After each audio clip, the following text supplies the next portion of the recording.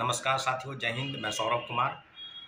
और बीपीएससी का जो आंदोलन चल रहा था और 17वीं रीएग्जामिनेशन की मांग को लेकर जो कोर्ट में याचिका दायर थी और कोर्ट से मामला डिसमिस हो गया। आपको बताते चले कि पूरी तरीके से ये जो आंदोलन है जिसमें 100 दिन से ज़्यादा 101वां दिन हम लोग का था और जिसमें पटना उच्च न्यायालय ने फैसला सुरक्षित रखा था, उसको डिसमिस किया गया। डिविजनल बेंच में मामला था। Acting chief justice Ashutosh Kumar और जी पार्थसारथी की बेंच ने इस मामले को खारिज कर दिया। खारिज होने के बाद जाहिर सी बात है कि जो हम लोगों के मन मस्तिष्क पर और जो अभ्यर्थी थे जिन्होंने पीटी परीक्षा पास नहीं किया या जो मेंस में भी बैठ रहे हैं, उनके दिमाग में भी चल रहा था कि पीटी परीक्षा रद्द होनी चाहिए थी क्योंकि व्यापक तौर पर गड़बड़ी हुई। लेकिन अभी कुछ चीज़ें हैं जिसका हम जिक्र करेंगे। वो मामला है, कुछ लोगों के चेहरे से खुशी झलक रही है। कुछ चेहरे जो हैं जो अपने आप को तथाकथित छात्र नेता और स्वघोषित कि हम ही छात्र के सबसे बड़े हितैषी हैं, आज उनको मज़ा आ रहा है। मज़ा क्यों ना आए भाई? क्योंकि आपको आंदोलन से अलग हटना पड़ा, उसको आंदोलन से छोड़कर भागना पड़ा।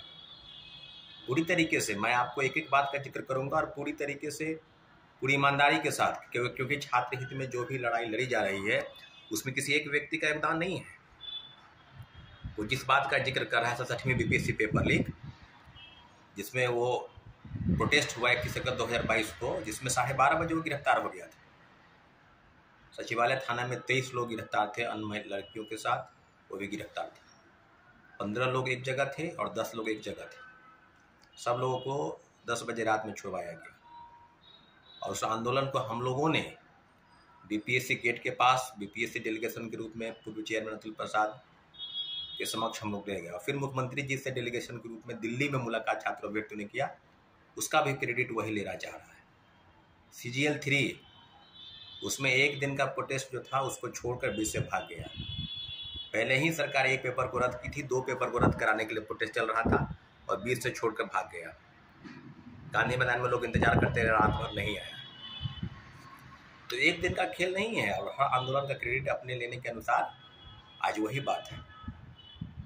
बीपीएससी TRE 3 सबसे पहले मैंने ही बताया था। हजारीबाग की जाग से प्रश्न पत्र आउट हो गया, सबसे पहले मैंने बताया था यहाँ के प्रेस वालों को, यहाँ के लोगों को, और उसका भी क्रेडिट वही ले रहा है कि हमने TRE 3 का रद्द करवा दिए। खैर, कहने के लिए तो क्या है, कुछ भी है। जब गर्दनीबाग के आंदोलन को कुछ पत्रकार, कुछ यूट्यूबर और कुछ तथाकथित छात्र नेता इस आंदोलन को गलत रंग रूप देने का प्रयास कर रहे हैं, इसलिए उसको भागना पड़ा। ये रंगा सिंह और गुरु घंटाल से तुम्हारी अगर दुश्मनी है तो निजी स्वार्थ के लिए तुम लड़ते रहो अपना।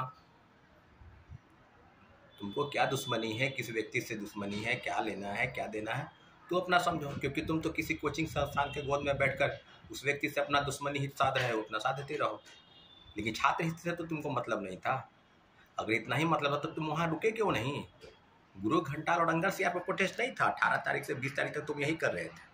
तब छात्रों ने फैसला किया कि रंगा सिंह और गुरु घंटाल विषय नहीं है, विषय है री एग्जामिनेशन। और इसके लिए पूरा छात्र समुदाय, वहाँ का जो नेतृत्व हो रहा था, जो लोग कर रहे थे, सभी लोग ने फैसला किया कि हम लोग रंगा सिंह और गुरु घंटाल का विषय नहीं बनाएंगे। हम लोग का एक ही विषय है, वो विषय है री एग्जामिनेशन। वहाँ पर किसी पॉलिटिकल पार्टी के नेताओं को बुलाया नहीं गया था, कोई आमंत्रण पत्र नहीं भेजा गया था, सभी लोग वहाँ आए। तेजस्वी यादव विपक्ष के नेता हैं, वो भी आए। पप्पू यादव एक बार नहीं, कई बार आए। प्रशांत किशोर आए। इस आंदोलन को प्रशांत किशोर राजनीतिक रंग देने का प्रयास किए, नहीं किए, ये आप भी जानते हैं, हम लोग भी जानते हैं कि प्रशांत किशोर से नहीं होने वाला था। सरकार को फैसला करती है और हमारी लड़ाई सरकार से है, आयोग से है। इस चैनल के साथ तुम बीपीएससी के हितैषी बने हो और सरकार और आयोग के की तरह भाषा, दूसरी भाषा का इस्तेमाल कर रहे हो। आज छात्रों का हितैषी नहीं हो। छात्र का अगर हितैषी रहते तो छात्र के लिए काम करते, छात्र के लिए बात करते। अलग से प्रोटेस्ट अगर तुमको इतना ही था, गर्दनीबाग में थे, चुपचाप गर्दनीबाग में प्रोटेस्ट करते वहाँ पर। लेकिन उसका शर्त था कि ये व्यक्ति नहीं आएगा, ये व्यक्ति नहीं आएगा, ये नहीं आएगा, ये नहीं आएगा। क्योंकि जो लड़ाई लड़ी जाती है उसमें सारे शिक्षकों का सहयोग, छात्रों का सहयोग अनिवार्य रूप से सार्थक था और उसको ज़रूरत है। जो सारे शिक्षकों को आमंत्रण पत्र नहीं भेजा गया था, सभी लोगों का वहाँ स्वागत था, किसका बहिष्कृत नहीं किया गया। लेकिन निजी स्वार्थ है, यहाँ निजी हित साधना है। तो आज आरोप लगा रहे हैं, 100 दिन बीत गया तो फिर आ गए आरोप लगाने। हो रहा था तो आंदोलन सफल हो जाता। इसके पहले सारे आंदोलन को बीच से छोड़कर भागने वाला वो व्यक्ति है। जो आज बीच में आकर बोल रहा है। हम लोग कोर्ट गए मजबूर होकर, हम लोगों ने भी काफ़ी लड़ाई लड़ी। 6 दिसंबर को लड़ाई लड़ा गया, 25 दिसंबर को लड़ाई लड़ा गया, 29 दिसंबर को लड़ाई लड़ा गया, 30 जनवरी को लड़ाई लड़ा गया। और पूरी तरीके पूरी ईमानदारी से ये देश के अन्य आंदोलन से अलग ये आंदोलन है, जिसको अलग रंग रूप देने का प्रयास कुछ यूट्यूबर और कुछ छात्र नेता कर रहे हैं।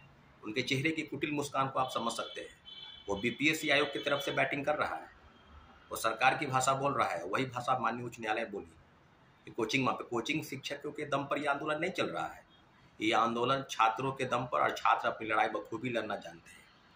एक से एक लोग, बीपीएससी के लोग, यूपीएससी कई बार इंटरव्यू देने वाले, कई बार बीपीएससी की इंटरव्यू देने वाले लोग, जेएनयू, डीयू व कई विषयों से पीएचडी वाले लोग वहाँ पर गर्दनी बाग में बैठे थे। उनको बरगलाना, उनको फुसलाना इतना आसान नहीं था, ऐसा तुम समझ रहे हो। तुमको अपना मौका नहीं मिला, तुम रंगा सिगारो गुरु घंटा को टारगेट करके अपना आंदोलन का चेहरा चमकाना चाहते थे, इसलिए तुमको वहाँ से भागना पड़ा, मजबूर होकर भागना पड़ा। और आज तुम्हारे अंदर खुशी झलक रही है, क्योंकि तुमको पता है कि ये बात बोलेंगे तो हमको सहानुभूति मिल जाएगी। बिल्कुल नहीं। छात्र अपनी लड़ाई लड़ा है और छात्र गर्दनी बाग अपनी लड़ाई लड़ेगा और अंतिम दम तक लड़ेगा। किसी का अधिकार नहीं है कि नेतृत्व करता वही रहेगा, ये रहेगा। पूरी तरीके से बीपीएससी का आंदोलन बिल्कुल बहुत बड़ा आंदोलन था, और आंदोलन में हम लोग की हार भले हुई है कोर्ट में, लेकिन हम लोग हारे नहीं हैं, हम लोग को हराया गया है। और पूरी तरीके से सबूत, कौन सबूत किससे क्या मांग रहा है, सरकार उससे पूछे कि वो व्यक्ति क्या सबूत दे रहा है। हम लोग अभ्यर्थी अपने सबूत के दम अंतिम दम तक लड़ेगा। किसी का अधिकार नहीं है कि नेतृत्व करता वही रहेगा, ये रहेगा। पूरी तरीके से बीपीएससी का आंदोलन बिल्कुल बहुत बड़ा आंदोलन था, और आंदोलन में हम लोग की हार भले हुई है कोर्ट में, लेकिन हम लोग हारे नहीं हैं, हम लोग को हराया गया है। और पूरी तरीके से सबूत, कौन सबूत किससे क्या मांग रहा है, सरकार उससे पूछे कि वो व्यक्ति क्या सबूत दे रहा है। हम लोग अभ्यर्थी अपने सबूत के दम पर कोर्ट में लड़ रहे हैं, और आगे भी सुप्रीम कोर्ट जाएंगे तो अपने सबूत के दम पर। किसी के सबूत का इंतजार नहीं है कि वो सबूत देगा तो हम लोग लड़ेंगे या पीछे हट जाएंगे। रही बात कि जिस बात का सवाल वो खड़ा कर रहा है, उसके पीछे एकमात्र मकसद है कि किसी कोचिंग संस्थान के गोद में बैठकर और उसकी भाषा बोल रहा है, जो भाषा आयोग, सरकार और माननीय उच्च न्यायालय बोली। इसलिए अभ्यर्थियों, गुमराह होने की जरूरत नहीं है, और कोई गुमराह भी नहीं होगा, कोई कर भी नहीं सकता है। बीपीएससी के आंदोलन के अभ्यर्थी जो है, उसको गुमराह होने की जरूरत नहीं है। पूरी तरीके से गर्दनी बाग में हम लोग मजबूती के साथ लड़े, और भले ही हमारी हार हुई है, लेकिन हम लोग पीछे नहीं हटे हैं। पूरी ईमानदारी और तन्मयता के साथ हम लोग आगे लड़ेंगे। लेकिन इतना जरूर है कि ऐसे ऐसे लोगों को पहचानने की जरूरत है, ऐसे ऐसे यूट्यूबरों को पहचानने की जरूरत है जो बीपीएससी आयोग की तरफ से बैटिंग कर रहा है, जो पूर्व चेयरमैन की भाषा, पूर्व चेयरमैन अतुल प्रसाद के भावही में ही गुणगान करता था। जबकि हमने कहा ना कि सबसे बड़ा भ्रष्टाचार में कोई व्यक्ति था जिसने बीपीएससी को ड्रिल किया, बीपीएससी को तहस नहस किया, वो है बीपीएससी का पूर्व चेयरमैन अतुल प्रसाद। ये व्यक्ति, कुछ लोग, कुछ यूट्यूबर उसी के गोद में जाकर बैटिंग कर रहे थे। इसलिए पूरी ईमानदारी और तन्मयता के साथ पूरी भ्रष्टाचार की लड़ाई है, सिर्फ बीपीएससी की लड़ाई नहीं है, सारी एजेंसी के खिलाफ लड़ाई है। उसके लिए हम लोग सभी लोग मिलजुल कर लड़ेंगे, और निश्चित रूप से जिसकी जो महत्वाकांक्षा, निजी स्वार्थ है, वो अपनी लड़ाई लड़ते रहे। ठीक है साथियों, धन्यवाद।